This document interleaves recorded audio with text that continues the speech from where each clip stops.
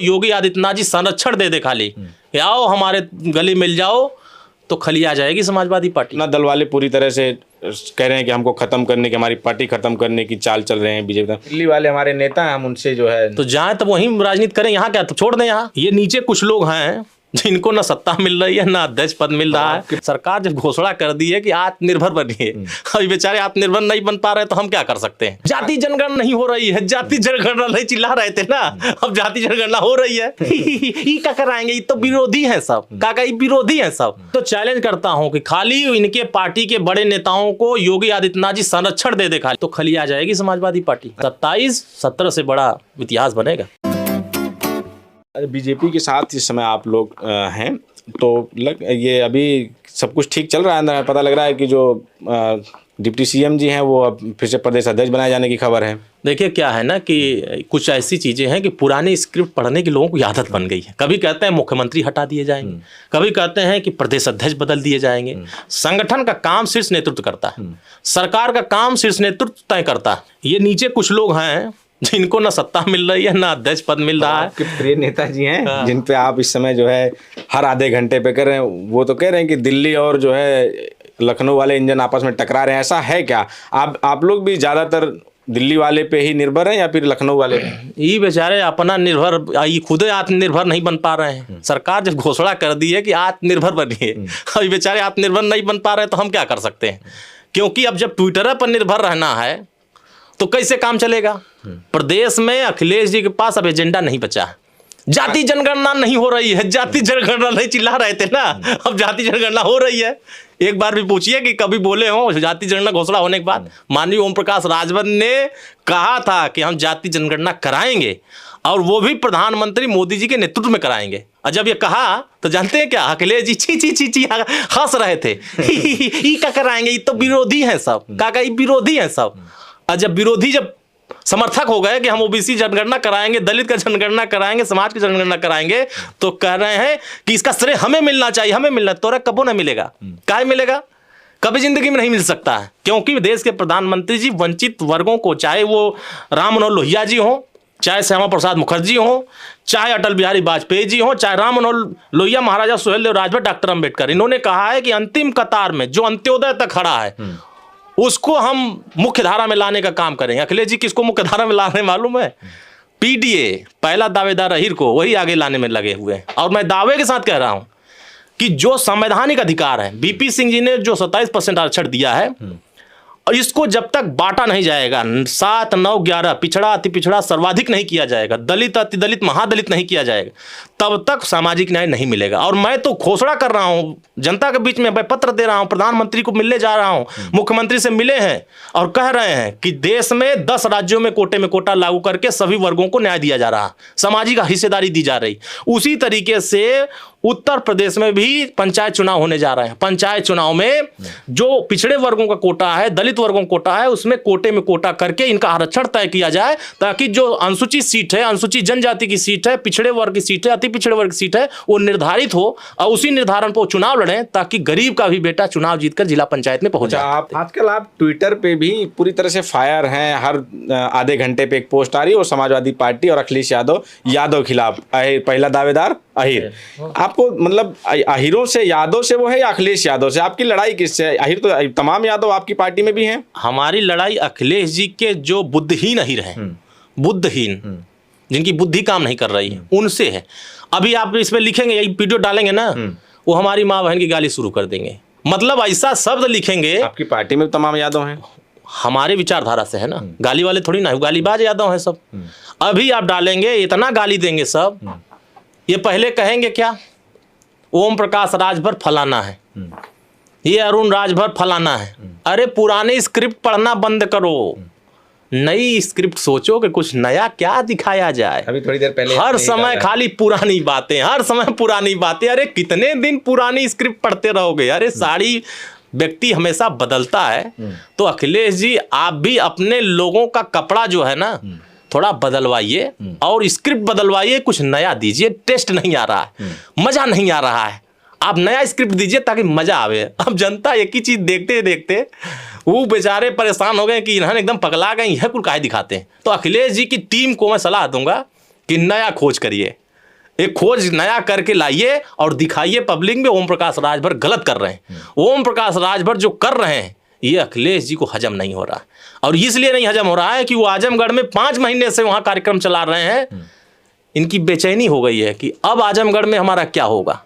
2022 का रिकॉर्ड उठा के देखिए कि 5,000, 4,000, 6,000, 8,000 से जीते हुए हम थे सतवां। आप साथ थे तो ये वहां जीते पूर्वांचल में, नो डाउट उसका वो भी है, लेकिन आप साथ चले गए, बीजेपी के साथ गए, 24 का रिजल्ट आया, 24 देखिए जो है 37 सीटें जीत गए, और वो तमाम सीटें यहाँ तक कि घोसी जहां से आप स्वयं लड़ रहे थे, आपके भाई साहब अरविंद राजभर जी, वो स्वयं चुनाव हार गए। धोखे में जीत गए सब, ये धोखे में जीते। और ये नहीं, एक मिनट, आप जब आपके साथ थे जीत गए तो वो लोकप्रियता में जीत गए, और जब आप नहीं थे साथ में उसके बाद ज्यादा सीटें जीत गए, धोखे में, ये कैसा? वजह बता देता हूं। वजह हमारी गलती थी कि वो जीत गए। अगर अयोध्या के सांसद बयान नहीं दिए होते, इनकी हैसियत नहीं थी कि हरा देते। उन्होंने कहा 400 पार ला रहे हैं, आरक्षण खत्म करेंगे। गलती तो हमारी थी ना, वायरल हो गया, ओबीसी वर्गों में गया, अरे भैया रे 400 पार, आरक्षण खत्म। और यही बात इन्होंने पजामा खोलकर कहने लगे कि आरक्षण खत्म हो जाएगा, संविधान खत्म हो जाएगा, लोकतंत्र। मुझे याद है ये तीसरा दौर का चुनाव था, जब उस टाइम पे कहा था, पहला और दूसरा जब राउंड का चुनाव हुआ है, जो पश्चिम से शुरू होता है, उधर भी चुनाव समाजवादी पार्टी लड़ी जीती। ये आवाज कहाँ से आई थी? मथुरा से आई थी। मथुरा के सांसद ने कहा कि आज 600 पार हम इसलिए नारा लगा रहे हैं कि हमको संविधान बदलना। और कांग्रेस ने क्या मुद्दा बनाया? अखिलेश जी ने क्या कहा? अरे ये लोग आ जाएंगे तो आरक्षण खत्म हो जाएगा, संविधान बदल जाएगा। आपने देखा चुनाव बीता, भले वो जीत गए हों, वो हो गए हों, लेकिन संविधान बदल गया, आरक्षण खत्म हो गया, 400 पार भी तो नहीं आई, सरकार बन गई ना। ये रोक रहे थे ना कि हम सरकार नहीं बनने देंगे, सरकार बनी कि नहीं? प्राथमिकता क्या है? सरकार। जब सरकार नहीं बनी तो 35 लाख क्या करोगे आप 35 लाख यही किए हो कि घोसी के सांसद दलाली पर उतर आए। घोसी के सांसद राजीव राय दलाली पर उतर आए हैं और अपने ही कार्यकर्ता की जमीन हड़पने में लग गए हैं। और खुल करके वो प्रचारित कर रहा है, कह रहा है कि सांसद जी आपको इसीलिए सांसद नहीं बनाए हैं कि आप हमारी जमीन कब्जा करेंगे, अपने पीएसओ के साथ मिलकर के आप हमारी जमीन कब्जा करेंगे। वही नहीं जमीन कब्जा कर रहे हैं, पूरे विधानसभा की जितनी खाली प्लाट है उस पे सपा का ललका टोपी वहां नगर लगाया है कि ये सब कब्जा करना। इनकी सरकार में लिस्ट बनती थी शिवपाल जी के यहाँ, आज बेचारे वो पैदल हो गए हैं, कोई पूछ नहीं रहा है, लाचार हो गए हैं, बेबस हो गए हैं। अब बेबस आदमी कुछ बोल नहीं पा रहे हैं, जिनकी कोई हैसियत नहीं बची है समाजवादी पार्टी में, जो कल तक सरकार चलाते थे, लिस्ट बनाते थे, लिखते थे कि इनको नौकरी मिलेगी, इनको नौकरी नहीं मिलेगी, आज बेचारे लाचार होकर के, बेबस होकर के कमरे में घुट रहे हैं कि हम तो सोचे थे कि अपने भतीजे को कुछ और करा देंगे, ये तो हमारे को पूछ नहीं रहा। जिस लालच में गए थे, जिस स्वार्थ में गए थे, वो स्वार्थ अब उनका पूरा नहीं हो रहा, वो घुटन में हो गए। और घुटन में होकर के तकलीफ में अपनी बात अंदर के लोगों को बता रहे हैं। हम लोगों को बताते हैं, बात होती है आपसे? हाँ बात होती है, कभी कभी बात हो जाती है तो बताते हैं कि हम तो जो सोच के आए थे वो तो निकला गद्दार। मन से कह रहे हम 27 में भतीजे को मुख्यमंत्री बनाएंगे। देखिए क्या है ना कि अब सपना देखना बंद कर दें। अब उत्तर प्रदेश में योगी आदित्यनाथ जी और तमाम जो हमारे एनडीए के साथी हैं, ये इतनी मजबूती से जमीन पर कब्जा कर लिए हैं, जमीन पर वोटरों को अपने हाथ में ले लिए हैं योजनाओं के साथ जोड़ करके कि हवा निकल जाएगी, सब घमंड खत्म हो जाएगा। ये कहते हैं हल्के लोग हैं, हल्की बातें अब करने लगे अखिलेश जी अब, और शिवपाल जी बहुत हल्की बातें करने लगे। हल्की बातें ना करिए, गंभीर बातें करिए, अब गंभीर होकर के बोलिए। आप देख रहा हूं जब से ही सत्ता से दूर हैं तब से बड़ी हल्की हल्की बातें कर रहे हैं, और जो बातें तथ्यहीन नहीं है, कोई तथ्य उसका नहीं है। हल्की हल्की बातें आप क्या कर रहे हैं कि आप सत्ता से हटा देंगे। अरे कैसे हटा देंगे? राजभर जब हटने देगा तब ना हटा देंगे। राजभर पटेल जी लेकिन देखिए लगातार तीर छोड़ रहे हैं योगी जी की तरफ, वो कह रहे हैं कि वही दिल्ली से हमको मिटा रहे थे, उन्हीं के लोग मिटाने लगे, हटने लगे, खुद साफ होने लगे। मैं तो चैलेंज करता हूं कि खाली इनके पार्टी के बड़े नेताओं को योगी आदित्यनाथ जी संरक्षण दे दे, खाली आओ हमारे गली मिल जाओ तो खली आ जाएगी समाजवादी पार्टी। अच्छा, एक आखिरी सवाल है, ये जो सहयोगी दल हैं, चाहे वो सुभाष सपा हो, निषाद पार्टी हो या अपना दल हो, इसमें अपना दल वाले पूरी तरह से कह रहे हैं कि हमको खत्म करने की, हमारी पार्टी खत्म करने की चाल चल रहे हैं बीजेपी। सब कुछ ठीक है, मतलब ये लग रहा है कि 27 में सब साथ लड़ेंगे। देखिए ये सब सिर्फ भ्रम की बातें चल रही। वो तो मंच से कह रहे हैं, मंच से भले बोल रहे हैं, उनका कोई निजी मामला होगा, मसला कुछ और होगा। मसला को छुपाने के लिए, मसले को दबाने के लिए बोल कुछ और दिया जाता है, करते कुछ और हैं। अगर आपको इतनी तकलीफ है तो जाइए ना, आपको कौन कह रहा है कि घुटन में रहिए, मना कोई कर रहा है? वो कभी कहते हैं कि हमको नहीं, आप हमको बताइए कि अगर किसी को ज्यादा हमको तकलीफ थी, हम हट गए थे। उनको तकलीफ जाए, कौन मना कर रहा है? मना कोई कर रहा हो कि नहीं आप रहो, सिफारिश कर रहा हो? करें दिल्ली वाले हमारे नेता हैं, हम उनसे जो है तो जाए तो वहीं राजनीति करें, यहाँ क्या तो छोड़ दें। यहाँ एक लोग दिल्ली तो है ना, तो यहाँ वाला छोड़ दें, जाए वहीं मजा काटें, यहाँ क्या करना है?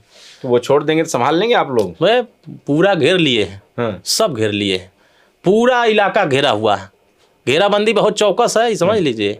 27-17 से बड़ा इतिहास बनेगा। कोई जाए कोई रहे, उससे फर्क नहीं पड़ता, आप साथ हैं, आपने पूरी घेराबंदी कर दी है। योजनाओं से लोगों को जोड़ दिया गया, लोगों को कामों के आधार पर खड़ा कर दिया गया, समाज में सुरक्षा और कानून व्यवस्था बेहतर करके खड़ा कर दिया गया, और जिस तरीके से न्याय संगत कार्रवाइयां होती है उससे लोग प्रभावित हैं और लोग आकर्षित होकर के साथ खड़े हो रहे हैं। हम तो देख रहे हैं बड़ी संख्या में जो कमजोर मुसलमान है, पासमानदा मुसलमान है, वो अब मोदी जी का नारा लगा रहा है। इजाजत हो तो एक सवाल और पूछ ले हम। आपने कहा न्याय संगत होता है, कौशाम्बी की घटना आपके संज्ञान में भी रही होगी।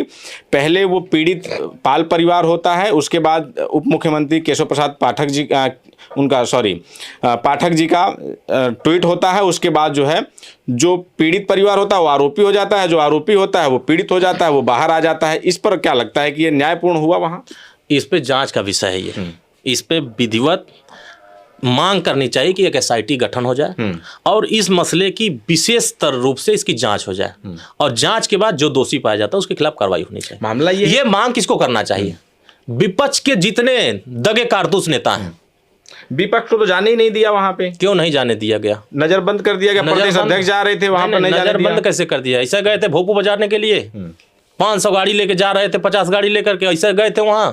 काहे वहां नहीं गए थे? वहां सांसद विधायक इनके ये गए होते और ये चैनल पर बोले होते कि भैया हम इसकी SIT गठन चाहते हैं, इसकी विशेष रूप से जांच चाहते, DGP से मिलते क्यों नहीं? देखिए एक ये गंभीर सवाल ये है, नहीं गंभीर सवाल ये है अरुण जी, भूमाफिया जब इनके रिश्तेदार पकड़े जाते हैं तो ये गुलदस्ता लेके जाते हैं। कहाँ लेके जाते हैं? चिट्ठी बनाते हैं, लेके जाते हैं, मुख्यमंत्री से मिलते हैं और कहते हैं कि इनको बचा लीजिए। अरुण जी, आप जिम्मेदारी से हम इसलिए कह रहे हैं कि जो पास्को जैसी गंभीर धारा में हुआ और उसमें जो है उसको क्लीन चिट मिल जाती है, ये तो लगता है। और वो उसमें अगर आपको लगता है ब्रजेश पाठक जी का ट्वीट ना गया होता तो उसमें जो है वो जो मामला था उसमें इस तरह का होता, पास्को एक्ट का जो है जो अपराध जिसके ऊपर अपराध का आरोप था वो छूट जाता? देखिए, जो कमजोर होता है उसके ऊपर हमेशा से कार्रवाइयाँ होती हैं और जो मजबूत होता है उसको हमेशा बचाया जाता है। तो आप मानते हैं वो पाल परिवार कमजोर था इसलिए उस पर कार्रवाई हुई? कहीं से रहा होगा, उसके साथ मजबूती से लोग नहीं खड़े होंगे।